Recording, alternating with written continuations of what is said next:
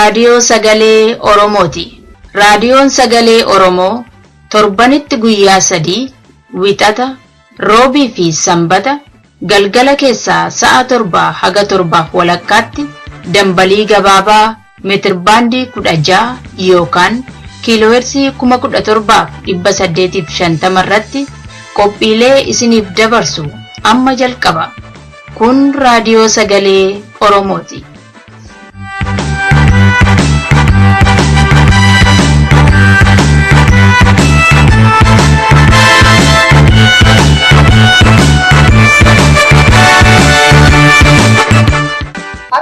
Roobii bitootessa 26 bara 2014 raadiyoo keenya qilleensaa fi intarneetiidhaan bakka garaagaraa irraa kan hordoftan dhaggeeffattoota keenya kabajamoo akkam jirtu.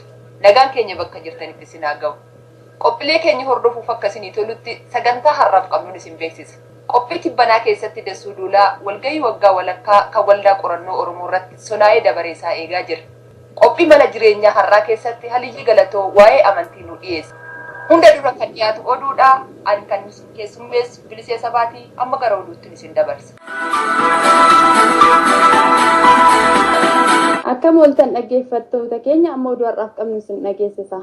Ani oduu kan isin dhageessisu meetii Oromooti. Godina addaa Oromiyaa Finfinneetti makuuf walgahiin taa'ame addaan bittimee Itoophiyaan meeshaa Chaayinaa fi Awurooppaan biyya basaasaa jiraachuun itti dammaqame. Ministeerri biyya keessaa keenyaa baqattoonni marti magaalaa gadhiisanii mooraa baqattootaatti akka galan ajaja dabarse. Xiyyaarri Maaleeshiyaa galaana Indiyaa kibbaatti baduun isaa mirkanaa'e. Saanduqa odeeffannoo fi mallattoo caccabaa barbaaduuf duulli godhamaa jiru ammallee akkuma itti fufetti jira. Amma oduu bal'inaan. Kibxata kaleessaa sirni godina addaa Oromiyaa naannoo Finfinnee magaalaa Finfinneef kennuu osoo hin milkaa'in hafe. Sababni isaa dhimma kanaan wal qabatee keessa dhaada'uu jeequmsi waan ka'eef. Bal'ina oduu kanaaf dhaabasaa wal jira. Yeroo dheeraa godina addaa naannoo Finfinnee mootummaa federaalaa jaragalchuuf kan jedhamaa ba'e kaleessa mirkaneessuuf qophiin erga xumurame keessummoonni argamanii booda miseensonni caffee Oromiyaa garii waan lola kaasaniif addaan citeera. Walgahii caffee Oromiyaa Adaamaatti gabaasuuf kan argaman gaazexeessitoonni walgahicharraa akka ba'an taasifameera jedha gabaasaan Raadiyoo Sagalee Oromoo. Obbo Dirribaa Kumaa, Obbo Abdullaziz Mahammadiif Obbo Dhaabaa dabalee godina addaa Oromiyaa naannoo Finfinnee jala dafee akka galuu qabu yeroo falman warri kaan immoo didaniiru.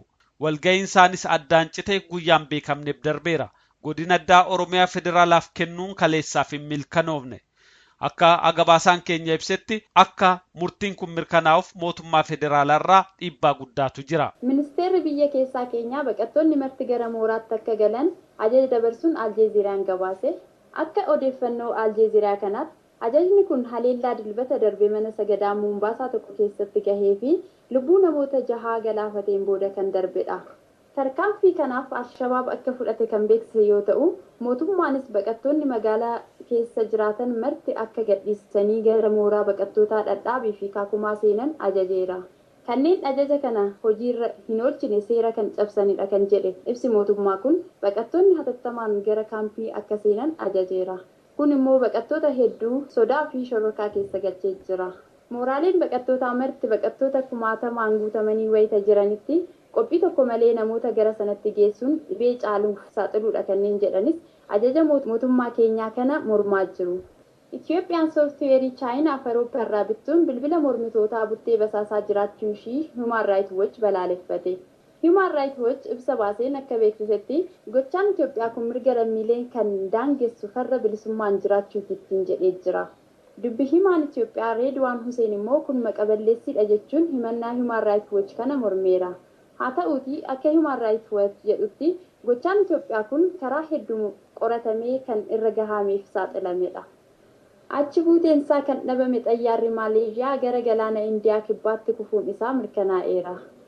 Akka ibsa mootummaa Maaleeshiyaa irraa kennametti xayyaarichi namoota 239 fe'ee balali'aa ture. Sababa hin beekamneen laalloo raadaarii jalaa dhabame. Barbaachaa fi mala dhahii hedduu booda dhuma torban kanaa irratti xayyaarichi galaana Indiyaa karaa kibbaatti baduun isaa amanamee jira. Haa ta'uutii ammallee caccabaan xayyaarichaas ta'e saanduqni odeeffannoo galmeessu argamuu hin dandeenye.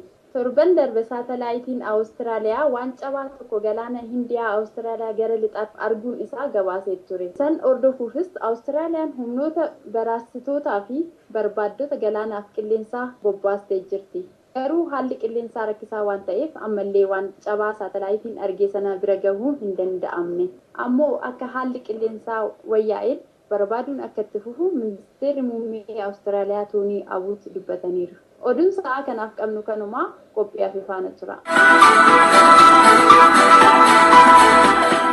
Amma immoo yaada dhaggeeffattoonni keenya karaa toora bilbilaan nuuf ka'an isin dhaggeessifne. Akkam jirtan warra miidiyaa Oromiyaa reediyoo dhaamsa kiyya akka uummata Oromoo biraan naa geessaniin barbaada. Uummata biyya jiru wanni dhaamsachuu barbaadu uummata biyya jiru kaartaa Ogaadan ilaa Harariin Calanqoon Kaarramilleetiin kaartaa mootummaa wayyaanee irra dhooyteef kana mee isin if jalatti if warri biyya keessa bulchaa jirtan maalirra jirtan naajaa dhaamsa kiyya naagayaanii ani Hamzaa Qaasim magaalaa Stockholm Sweden irraan ni bilbilee galatooma.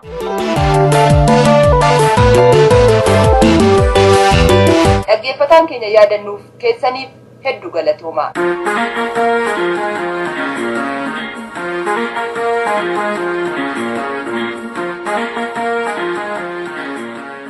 Qophii Tibbanaa.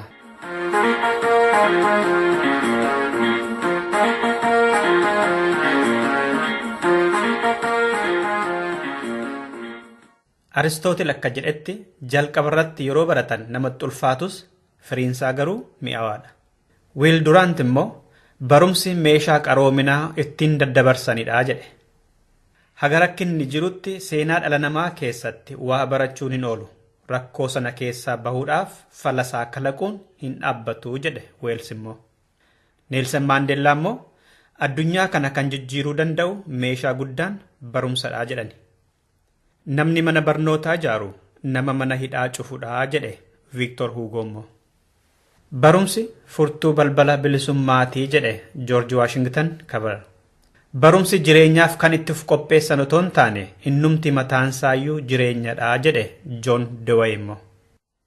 John F. Kennedy immoo kaayyoon barumsaa beekumsa dagaagsuu fi dhugaa mul'isuudha jedhe. Jeneraal Taaddasaa Birruu immoo ammas baradhaa jechaa turani. Muummichi ministeeraa Haayile Sillaasee ka ture Akililuu Habtewald immoo ummanni Oromoo yoo barate akka galaanaa nurra galagala. Kanaaf yoo xiqqaate jaarraa tokkoof duubatti hambisuu qabnaa jedhe.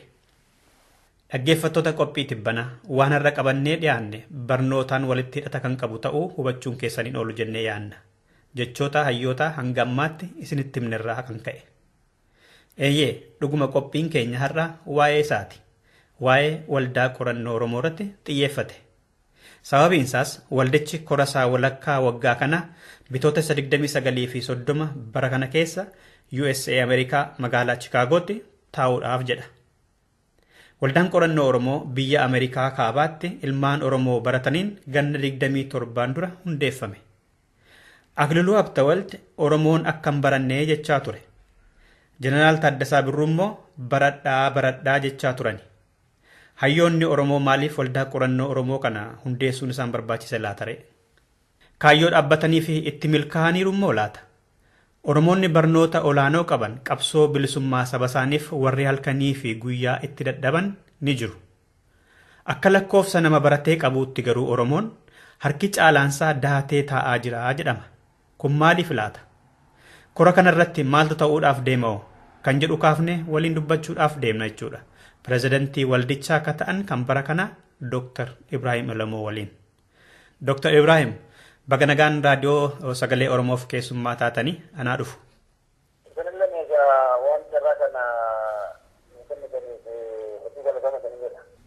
Tole Dr. Ibrahim gaaffii kiyya jalqaba. Waldaan qorannoo Oromoo jalqaba maaliif hundeessuun barbaachisa laata? Kaayyoon isaa qorannoo Oromoo waan Oromoo irratti waan hawaasummaa siyaasaa waa'ee dinagdee fi waan uummata Oromoo lallabu irratti qorannoo geeffamu dagaagsuu akka immoo bu'aan qorannoo kanaa uummata Oromoo biraan dhaqqabu haala mijeessuudha. Akka biraa ammallee uummata Oromootiif sagalee taanee rakkoo fi miidhaa saba Oromoo irra jiru qaama dhimmi ilaalu dhaqqabsuudha. Kaayan keenya guddaan lamaan kanuma. Namni miseensa ta'u umurii fi barnoota daangeffamu moo Oromoo ka ta'e yookaan Oromoo kan hin taane fedhii qabaannaan kaayyoo keessanitti amannaan dhufee miseensa ta'uu danda'a Dooktar? Nama Oromoo ta'e yoo Oromoo ta'uu baates namni kaayyoo waldaan kun dhaabbatee fudhatee dirqama itti kenname bahuudhaaf fedhii qabu hundumtuniyyuu miseensa waldaa kana ta'uu danda'a. Jechuun umrii saalaan yookiin sadarkaa otoo hin daangeffamin namni kamiyyuu miseensa waldaa qorannoo Oromoo ta'uu danda'a.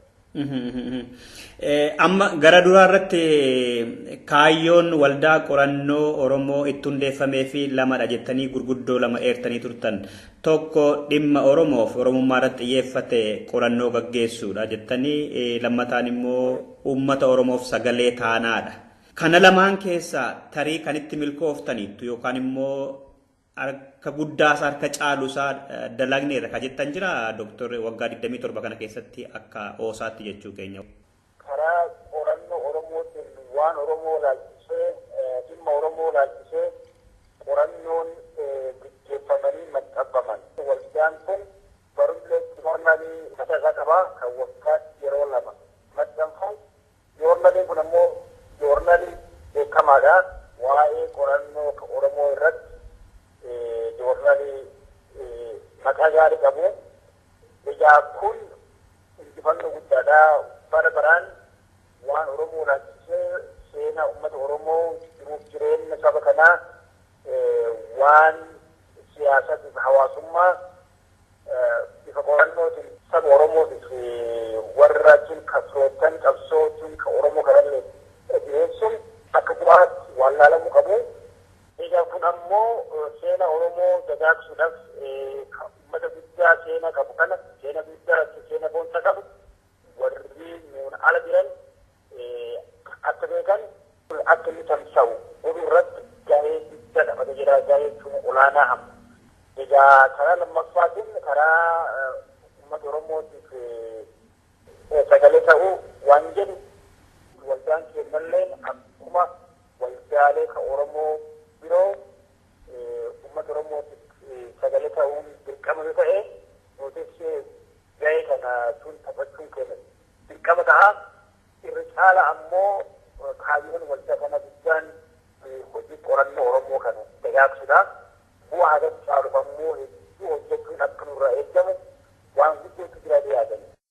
Tole dhaggeeffattoota keenya Dr. Ibrahim Elamoo faana kan mariirra jiru. Dr. Ibrahim Elamoo bara kanatti pirezidantii waldaa qorannoo Oromoo yookaan OSAati. Baatii amma keessa jirru bitootessa gaafa guyyaa 29 fi 30 kora walakkaa taa'uuf deemtu.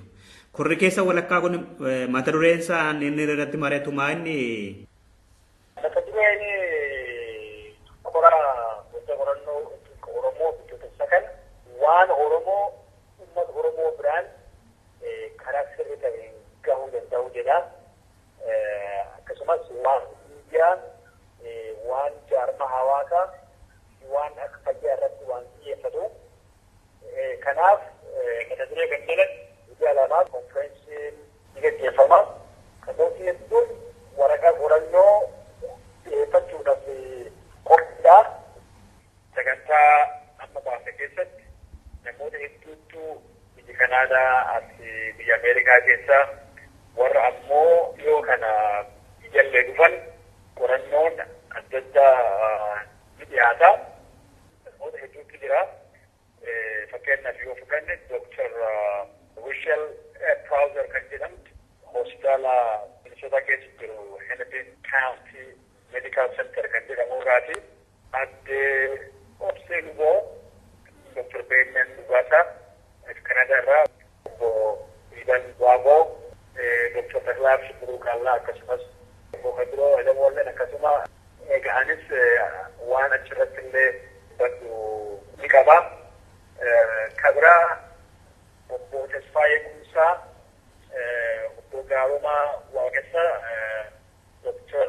Mararaa Guddinaa fi Dr. Bayyene Petros wagaafachuu wadulleen carraa gaarii qabu jedhee yaada. Kambraa waldaan kenna carraaf kabajni ilmi namaa kennu guddaan tokko walgahii seene irratti namoota bu'aa saba Oromootiif qorannoo Oromootiif godhan nama Oromootiif ammoo fakkii warra ta'uu danda'an jennee yaadnu keessaa nama tokko lama akka dhufanii isaan haasawa baniinsa godhan carraa kennuuf kennuudhaaf biyya bifa kanaan guyyaa jalqabaa adda obseen immoo Kalifoorniyaa irraa dhuftee egaa dubbatti guyyaa lammaffaa obbo Nageessaa Oddoo Duubee walumaa galatti qophiin keenya akka nu amma qophaa'aa jirrutti miidiyaa konfereensii fakkaatu konfereensii waggaa waan qopheessaa jiru fakkaata akkana fakkaatu seenaa dhiyoo keessatti miidiyaa konfereensii bifa kanaan qophaa'e waan jiratu fakkaatu egaa kun wanni agarsiisu waldaan kun jajjabaachaa dagaagaa nama Oromoo hawwataa akka inni dhufaa jiru waan agarsiisu kan waggaa ammoo agas caala konfereensii guddaa maqaa waldaa kana waliin deema qopheessuu dandeenyu yaadda abbootii gadaa biyyarraa fiduudhaaf yaada qabaa. Kabiraa gaaffiin kiyya ittaanu hamii namni isiniin jedhudha. Isin hoggaan jedhu Dr. Ibrahim Elamootiin miti akka dhuunfaatti. Hayyoota Oromoo. Hayyoota Oromoos hunda miti garuu harka caalu. Yeroo baay'ee hayyoonni Oromoo muraasa qofatu dhimma Oromoo gadi bahanii gabaa addunyaa irratti dhiyeessuu, dubbatuu, barreessuu, dhageessisuu. Akkuma uummaticha baratee kan jiru baay'eedha Oromoon. Baay'ina qabu keessatti garuu baay'een isaa dahatee jira, golgamee jira, dhokatee jira, gadi bahee wayita inni dhimma Oromoof Oromummaa irratti qooda fudhatu. Dhimma qabsoo Oromoo fi Oromummaa haala cimsu irratti otoo loogii illee hin qabaatiin. Inni kumatamtu keessattuu warri maasterii qabnaa, dooktarii qabnaa, piroofeesarummaa qabnaa jedhaman dantaa nuun qabanii isiniin jedhu Oromoonni baay'een. Akka pirezidantii Oosaatti dhimma kana akkamitti ilaaltu kan deebiin keessammaa inni Dr. Ibrahim? Waanni kun waanuma dhugaati. Dhugaan fuula hamtuu yoo seenaa impaayera Itoophiyaa keessatti yoo laalle nama Oromoo ka bu'aa saba Oromootii buuse irra nama Oromoo ka barate ka impaayera sun tajaajiluudhaaf jedhanii warra wareegamatti caala.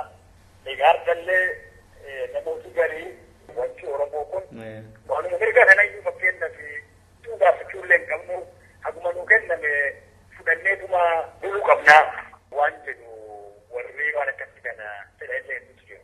Kadiina tajaajilu ka onnatee kutatee warra hojjetu illee akkuma jiru kennan yeroo coomsatillee. Kagarii yoo lafti bareedu inni kana dammaqee jira. Kagarii ammoo osoo inni dammaqee lafti baay'ee. Qabsoon tun beektaa baratanii barnoota fidan baasu callaan barnoota fidan baasanii saba bu'aa buusuudha. Wanti baay'ee na haasuu kan yeroo hedduu nama Oromoo illee biratti ani irra gahu guddoo na jeequ tokko namni keenya ka barateef kan barannellee nama Oromoo aktiivii qabsoo Oromoo keessatti bu'aa buusu waamichi godhamudha. Maal jettu biyyaa nama Oromoo kan ka baratellee gartee kitaaba barreessu callaa miti qorannoo gaggeessu callaa miti rakkoo Oromoo kan hiikuu irratti gartee fala waan Oromoo kan keessatti qooda fudhachuu namni keenya ka barate achirratti bobba'uu qaba. Ka barate haasaa kafaluudhaaf qophii ta'uu qaba. Namni barate ka jirullee haguma warra haguma qote bulaa waan Oromoo kan fiixan baasu irratti qooda fudhachuu qaba. Yoo wareegamuu iddoo ka barbaachisullee taate. Fulaa gootiin jirre, fulaa miidhaan hin jirre calla taa'ee qote bulaa hoogganee qabsoo fiixan baasu injifannoo Oromootuun ka siyaasatiif ka waan hundumaachuun ka argamsiisu hin jiru. Ummata keessa jiraatanii akkuma qote bulaan yoo qabsoo keessatti ficcile ta'utu ka baratillee keessum jiraatee waliin wareegamuu danda'u. Namni wareegamuu qabu nama barate. Kan mirga ofiitti sarbichuun falmuu qabu nama barate. Ilmi Oromoo ka barate yoo wareegamuudhaaf hin qophoofu. injifannoon qote bulaan callaan qofaa isaa argamsiisu hin jiru. Dhaggeeffattoota keenya qophii tibbanaa har'aaf jenne kanumaan xumuruu keenya. Waan nu caqasaa turtaniif guddaa galatoomaa. Torbee dhimma biraatii walitti deebina. Horaa bulaa. Andassuu Duulaati.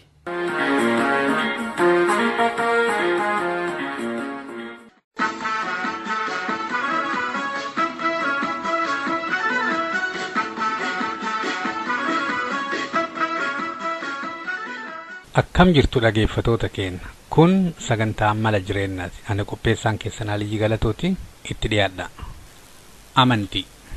Jechi amantii jedhu akka jechaatitti yeroo laallu bakka adda addaatiif yeroo adda addaatitti hiika adda addaa kennuu danda'a. Garuu akka amantiitti nama amantii qabu yeroo jennu karaggaafame amanaa kan waan amanutti jiraatu jechuudha. Yookaan onneen amanee afaaniin ragaa ba'ee qaamaan waan amanu san dalagu. Yoo wanti inni jedhuuf wanti inni dalagu tokko hin taane maal akka ta'u isinii dhiisa. Ummata tokko keessatti yoo martuu beekaa ta'ee dhiyaate, yoo martuu na faana deemaa malee faana deemuu hin beenne, yoo martuu kawaa gorsu ta'e, yoo namuu nama gargaare malee namni guyyama tokkollee isa gargaaree hin jirre ta'e, yoo hennaa maraa ka inni waa midhaassu namnummaan biraa hennaa mara kawaa balleessu taate waan nama jedhe kan amanaattani. Sosobaan garaan fayyif afuuffaan madaan dhilsit dubbatan dhugaa dubbachuu dhugumaan sabaaf girmachuu maalii ifumaaf wal nyaachuu. Sosobaan garaan fayyif afuuffaan madaan dhilsit dubbatan dhugaa dubbachuu dheera durbuudeen dirmachuu maalii haanii kan fakkaatu.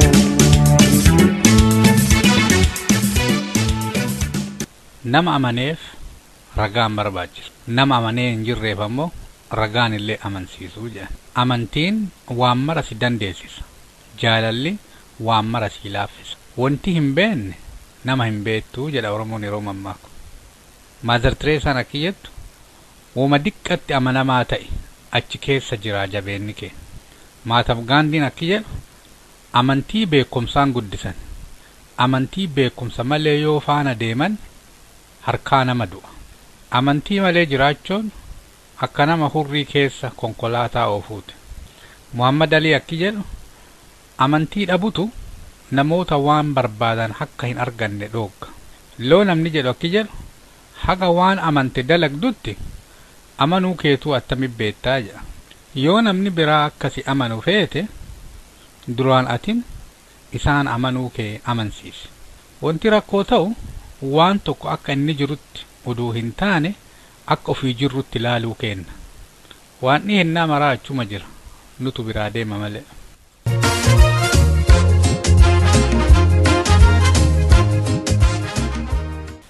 Seneek akkana jetti. Amantiin nama baay'een akka waan dhugaatiin laalama. Warra akka qarooti uf laalan ammoo kijiba yookiin ammoo sobatti yeroo laalamu warra biyya bulchuun ammoo meeshaa faayidaa qabu jedhee beekama.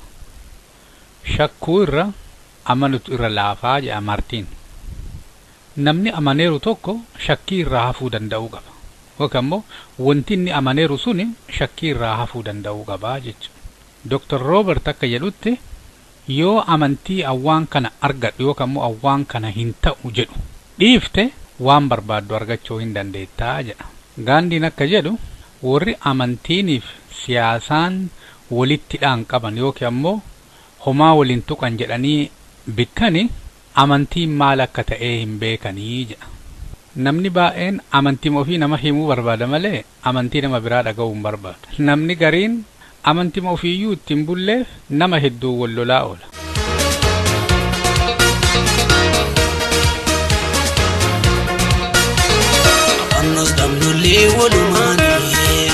Kabannos damnollee walumaanii horittiin jejjeeramoo namumaanii ahaane hoo namumaanii hooni kee namumaanii.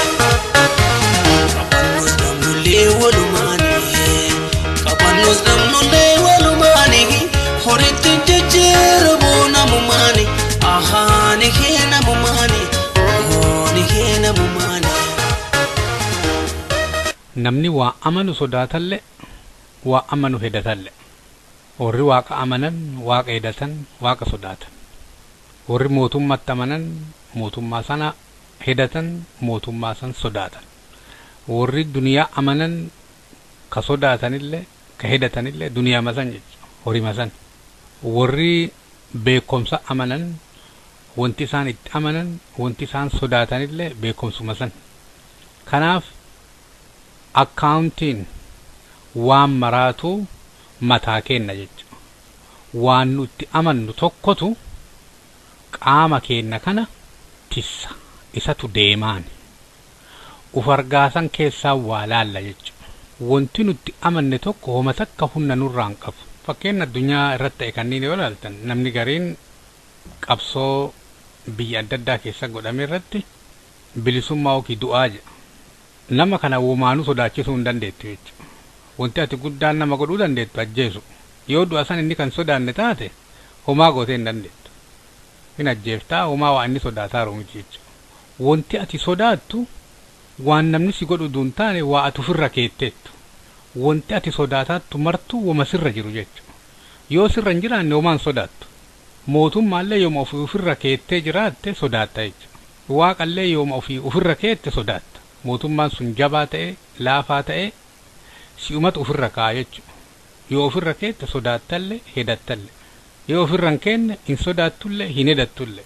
Yoo jabaate siidha si ajjeessa. Yoo waan sanniin kaas hin sodaanne taate homaa si godhuu hin danda'u jechuudha. Humna sirratti hin qabu.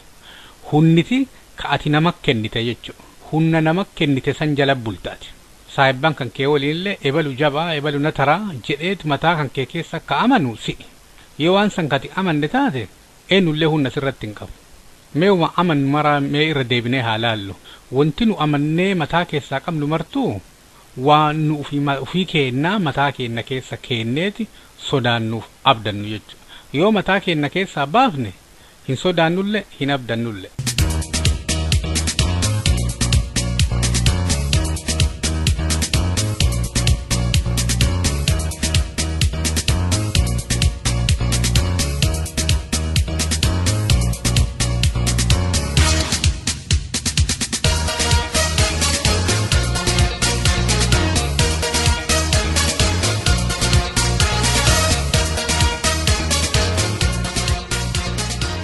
Amanuuf amantii waa adda addaati.